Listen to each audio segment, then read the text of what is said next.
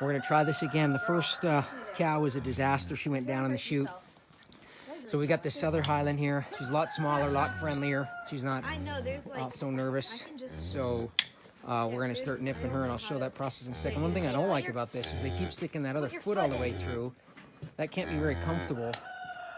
So there's probably some user error on this thing, but definitely find it a challenge to use this chute. It seems like it's a good way for animals to get hurt personally, just because it's they don't like it, and it seems like there's lots of little nooks and crannies to get hooves caught in and all that. And maybe I'm wrong about that, but so far it's pretty nerve-wracking putting animals in here because they really kind of freak out. So anyways, we got Scott here. He's nipping away. How do these hooves look? You want to get a shot of this right here? The sun's perfect. You can see this is just tissue coming off of the bone. Yeah. You see that clear, or that where the sun's coming through the skin? Yeah. That's where it starts to get sensitive, and you can see it gets red right there. Oh yeah, and you see veins. And that's in there. where the veins are going to start to be. That. So we want to avoid that. So I'm just getting the overhang of the hoof wall. Okay. And then we'll taper it down a little bit from there. Okay. Her hooves are super long too. Yeah, they're long, but they look pretty good overall. I'm not quite sure why these Highlands, they tend to just have these hoof problems. I think it's because they were designed evolved to walk around in the crags and the rocky Scottish Highlands. And then when we yanked them out of there to these soft places where there's snow 8 months of the year, they just can't handle it. Because the other animals that I have don't seem to have all these long hooves.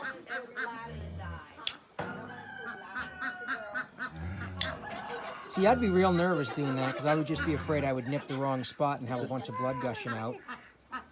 And this is really nice because you can see that bone, especially from my angle. You see that entire coffin bone right there, right, coming down. Right. So it's really nice. But she's got a pretty healthy foot overall. Like there's not a lot of thrush. The tips are a little bit long. I'm gonna try to get them both similar lengths on both sides, and then she'll wear them down the rest of the way. Right. So with her, you could rasp it or do whatever you need to do, because I don't think she's not nearly as corrective as the other one, right? Right. Yeah. No, she looks pretty good overall. Just a little bit long. Yeah. If you look at her feet right there, you can see they are really long. The rasp is. Breed rasp. Which one? Either one. I don't care. So that's the Dr. Hoof. I mean, not real. Oh, she got her foot back inside. That's better. That's better. She's not panicking so badly. I'm sure that can't be very comfortable. Trying to figure out exactly where to have this belly band is a bit of a challenge.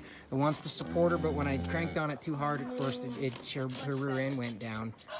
So, yeah.